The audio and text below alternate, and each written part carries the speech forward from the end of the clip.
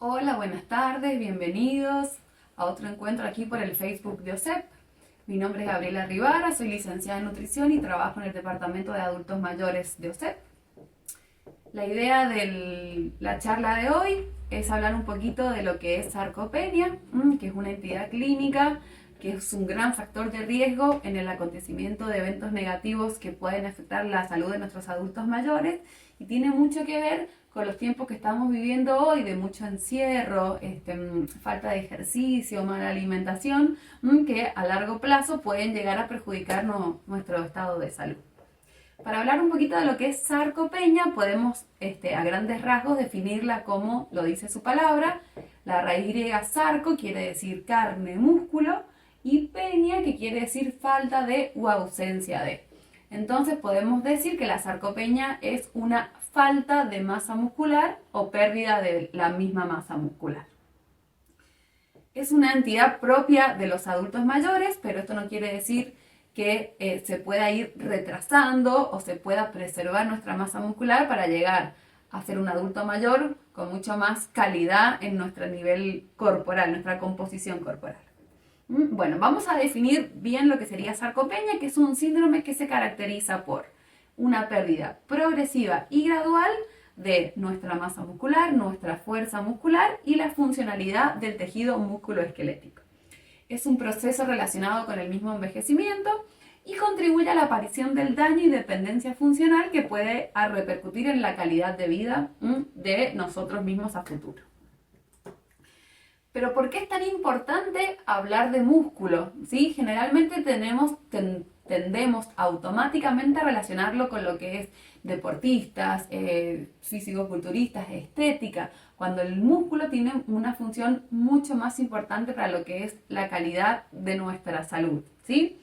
En el siguiente cuadro, como ven, por un lado tenemos las funciones con las que estamos acostumbrados a relacionar el músculo, que tiene que ver con nuestra independencia, el movimiento, el mantenimiento de la postura, nuestra estabilidad articular, la respiración, la protección, transformación de la energía y la regulación de la temperatura corporal. Pero también, como se ve, es fundamental en la formación de muchos procesos metabólicos. ¿Por qué? Porque las células musculares, se ha descubierto hace un par de años, liberan una sustancia llamada mioquinas. Estas mioquinas son pequeñas proteínas que tienen un montón de efectos beneficiosos a nivel de nuestro metabolismo y nuestros sistemas, como por ejemplo la formación de nuevos vasos sanguíneos, la angiogénesis, la formación de hueso, la osteogénesis, la hipertrofia muscular, es decir, el aumento de nuestras células musculares, crecimiento de nuevas neuronas motoras, mejora la sensibilización a la insulina de los tejidos periféricos, por lo que nos ayuda a regular el metabolismo glucídico, y tiene un efecto antiinflamatorio y cardioprotector, es decir, que nos ayuda en la prevención de todas estas cuestiones de enfermedades cardiovasculares, estas enfermedades que cruzan con inflamación crónica de bajo grado, diabetes, hipertensión, dislipemias, ¿sí? Hasta en la prevención de enfermedades neurodegenerativas como Alzheimer y algunos tipos de tumores.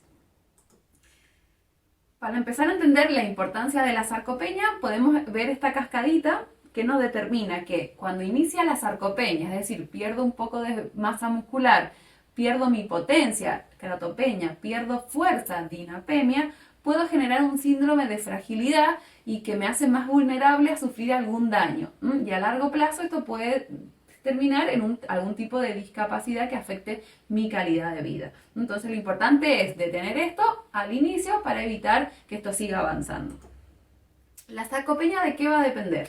Por un lado tenemos esta sarcopenia primaria que, como decíamos, está relacionada al envejecimiento. Generalmente a partir de los 50 años empieza a haber una disminución de la masa muscular del 1 al 2% cada año, pero esto no significa que no la podamos detener, ¿sí? Esa es la idea, que a través de las intervenciones físicas y nutricionales podamos ir deteniendo este avance en nuestra pérdida de masa muscular. Y por otro lado tenemos las sarcopenias secundarias que están relacionadas con procesos de inmovilidad prolongados, que pueden ser agudos, que pueden ser crónicos, o también puede estar relacionado al mismo sedentarismo. Las asociadas a procesos inflamatorios, a enfermedades que cursan con todos estos procesos inflamatorios, o a una ingesta inadecuada de ciertos nutrientes específicos para nuestra masa muscular, nuestra masa ósea. Ya lo vamos a ver un poquito más adelante en más detenimiento. Y por otro lado tenemos lo que es conocido como obesidad sarcopénica, que es una entidad que se está dando mucho últimamente, sobre todo en esta época donde estamos encerrados, tenemos poco ejercicio físico, tenemos una muy mala alimentación, ¿sí? Nos sobrealimentamos o comemos muchas harinas, muchos ultraprocesados. Entonces, la falta de nutrientes específicos, la falta de ejercicio va alterando nuestra composición corporal, disminuyendo nuestro músculo y aumentando nuestra masa grasa.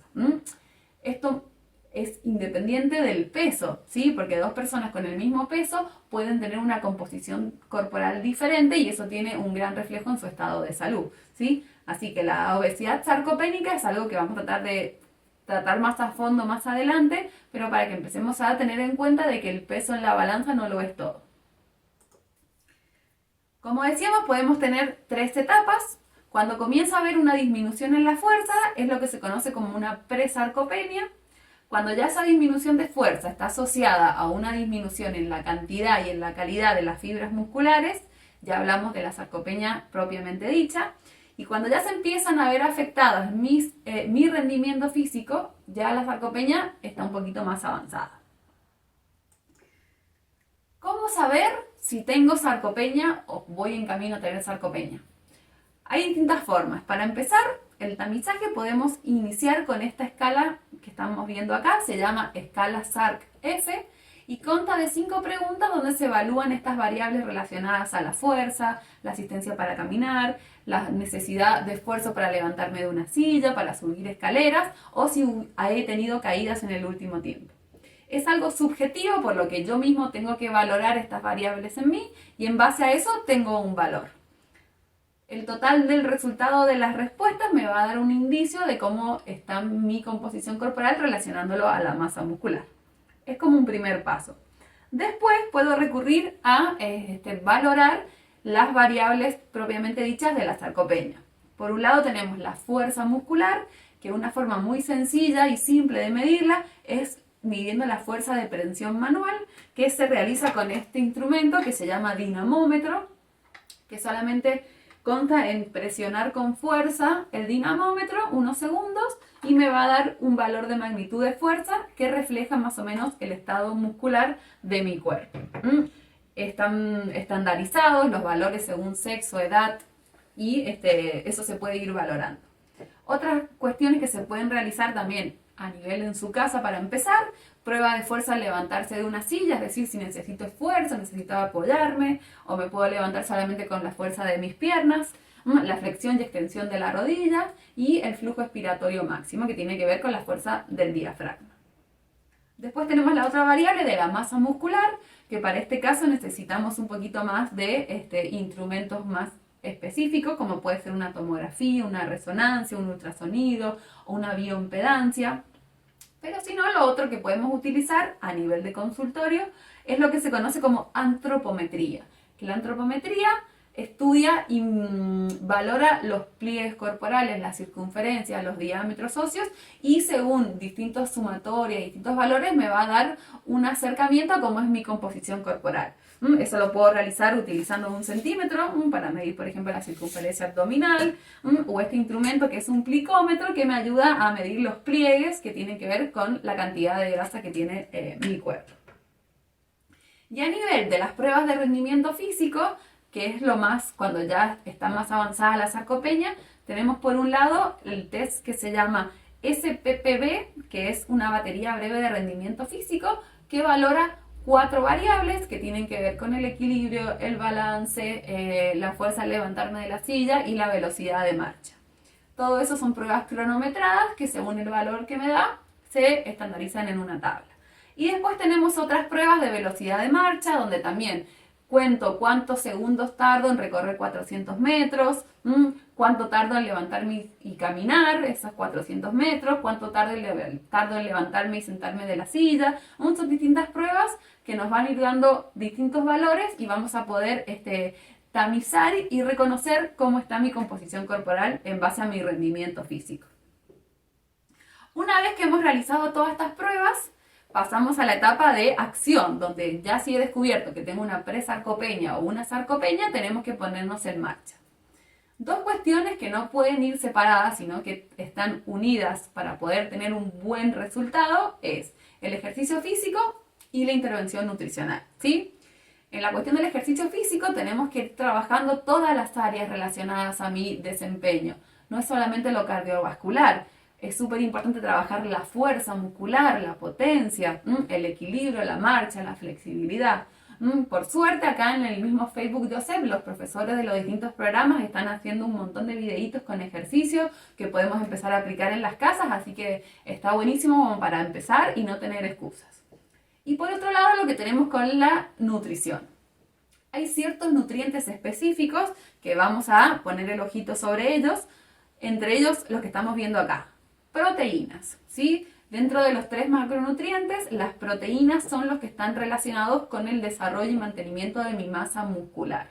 Por lo general, el requerimiento diario suele estar en relación a lo que necesito consumir en déficit, ¿sí? Ahora vamos a hablar un poquito más de proteínas, pero a nivel general, para mejorar y aumentar mi masa muscular, yo necesito consumir entre 1,2 a 1,5 gramos de proteína por mi kilo de peso por día. Ahora lo vamos a ver mejor en un ejemplo. Otros nutrientes fundamentales, la vitamina D, que además de estar en boga total ahora por la cuestión del coronavirus y el sistema inmunológico, súper importante para mejorar nuestro sistema inmune, es fundamental para nuestra síntesis de proteínas musculares. Y la principal fuente de vitamina D que tenemos a mano todos es el sol. Entonces, todos los días tratar de tomar entre 10 y 15 minutitos de sol con los brazos, con el pecho, ahora que hay mejores temperaturas, para lograr nuestra síntesis de proteína, de vitamina D. Y también estaría buenísimo si una vez al año hacernos el dosaje de vitamina D para ver cómo está nuestra vitamina D en nuestro cuerpo y si es necesaria alguna suplementación. El magnesio, otro mineral esencial para la osificación, para el desarrollo de nuestra masa muscular, lo encontramos en los vegetales de hojas verdes, los frutos secos, en el cacao. El calcio, ¿sí? Que además de estar en los lácteos, lo encontramos en los vegetales verdes, en las semillas, en los pescados. El omega 3, súper potente antiinflamatorio, ¿sí? Todo el efecto antiinflamatorio tiene un beneficio a nivel corporal en todos nuestros sistemas, entonces el consumo de omega 3, que la principal fuente es el pescado, porque necesitamos DHA, que es un omega 3, una sustancia derivada del omega 3 que viene más que nada del pescado. Fibra prebiótica, ¿sí? Esa fibra que alimenta nuestras bacterias intestinales. Nuestro intestino es nuestra primera barrera inmunológica y tiene que estar en buenas condiciones para tener un buen estado de salud. Antioxidantes para controlar el estrés oxidativo que tenemos constantemente con nuestro estilo de vida. Y si no lo podemos cubrir con la alimentación, recurrir a la suplementación. Pero, ¿por qué es tan importante hablar de proteínas? Porque las proteínas no son solo músculos, ¿sí? Las proteínas, si ven acá, tienen múltiples funciones. Por un lado, son estructurales. El colágeno, la elastina, la queratina son proteínas. Las enzimas de los catalizadores de nuestros procesos metabólicos son proteínas. Las hormonas, como la insulina, es una proteína. Los anticuerpos, las fibras musculares. La hemoglobina, por ejemplo, que es necesaria para el transporte del oxígeno, es una proteína, las proteínas de la coagulación, los neurotransmisores cerebrales, todo nuestro cuerpo está formado por proteínas. Entonces, empezar a enfocarnos en mejorar nuestra ingesta diaria de proteínas es muy importante. Más o menos, ¿qué alimentos nos aportan proteínas? Por un lado tenemos los alimentos de origen animal, como son los lácteos, leche, yogur, quesos, los huevos, las carnes rojas, pescado, carnes blancas, y las de origen vegetal como los cereales, la legumbre, la quinoa, los frutos secos, las semillas. Todo esto nos aportan proteínas. ¿Cuál es la diferencia? Las proteínas son cadenas de ladrillitos llamadas aminoácidos. Estos aminoácidos en total son 20 y se van combinando de distintas maneras para formar distintas proteínas. Dentro de estos aminoácidos hay 9 que son esenciales, es decir, que nuestro cuerpo no los puede sintetizar desde otros productos, por lo que sí o sí lo tenemos que ingerir con los alimentos. Esto es fundamental para diferenciar estas proteínas, porque las de origen animal tienen una composición mucho más similar a la de nuestros fluidos corporales que las de origen vegetal, ¿sí? Tienen todos estos aminoácidos esenciales, especialmente la leucina, que es este aminoácido fundamental para la síntesis muscular. Las de origen animal también tienen mejor absorción y mejor digestibilidad que las de origen vegetal, ¿sí? Y esta diferencia es lo que me va a dar el valor biológico de una proteína, es decir, la cantidad de proteína que tiene el alimento que yo puedo aprovechar en mi cuerpo. La proteína patrón que se utiliza, como ven acá, es la leche materna, que tiene un valor biológico casi de 100. ¿Qué le sigue a esto? El huevo. El huevo, la clara del huevo, tiene un alto valor biológico como la leche materna.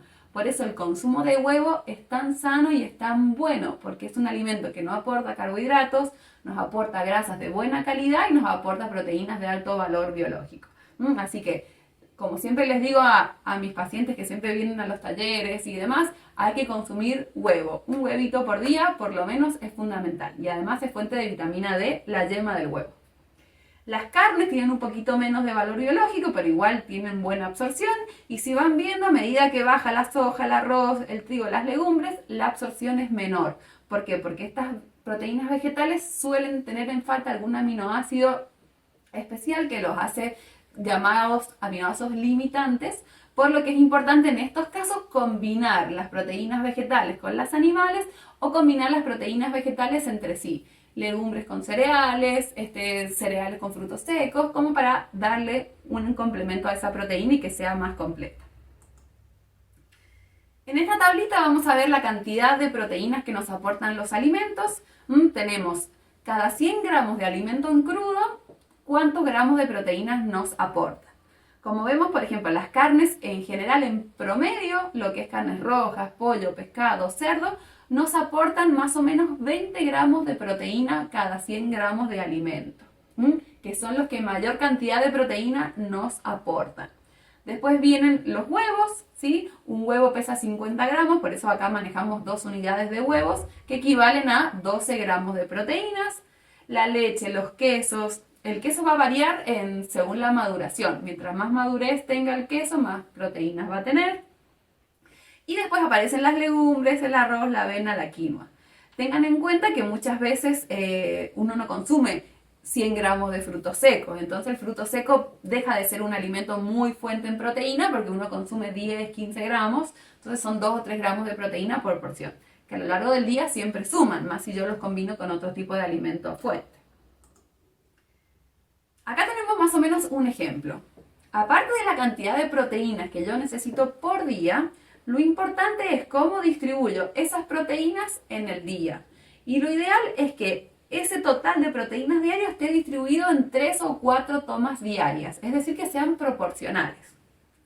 Por ejemplo, como vemos acá, el ejemplo es una persona que pesa 75 kilos, que como dijimos previamente, mínimamente necesita 1,2 gramos de proteína por kilo de peso por día, por lo que su requerimiento diario sería de 90 gramos de proteína por día. ¿Y yo qué necesito? Que esos 90 gramos de proteína por día estén distribuidos entre desayuno, almuerzo, la merienda y la cena, ¿sí? Mínimamente en estos 3 momentos, porque eso estimula más aún la síntesis de proteínas musculares. Sobre todo si yo lo relaciono con una ingesta post ejercicio, mejor aún para incorporar las proteínas. Ahora, ¿cómo hago yo para cubrir esas 90 gramos de proteínas por día? Bueno, este hombre tendría que consumir por día más o menos un vaso de leche que nos aporta 8 gramos de proteína, una porción de avena que nos aporta 5 gramos, 2 rodajas de queso que me aportan 16, un huevo que me aporta 6 gramos, una pechuguita de pollo que me aporta 30, una taza de arroz 5 gramos, una taza de lentejas 15 y un puñadito de frutos secos 5. Consumiendo todos esos alimentos a lo largo del día, esta persona logra cubrir sus requerimientos de proteína por día.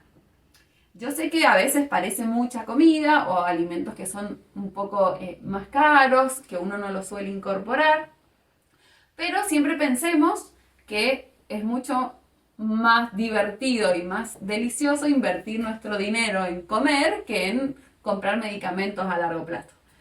Así que, bueno, la idea de este video es que de a poquito vayamos dándonos cuenta las cosas que nos faltan, lo que estamos haciendo mal, y a lo mejor de un día para el otro no se puede mejorar todo, pero siempre de a poquito, gota a gotita, vamos a lograr mejorar nuestro estado de salud.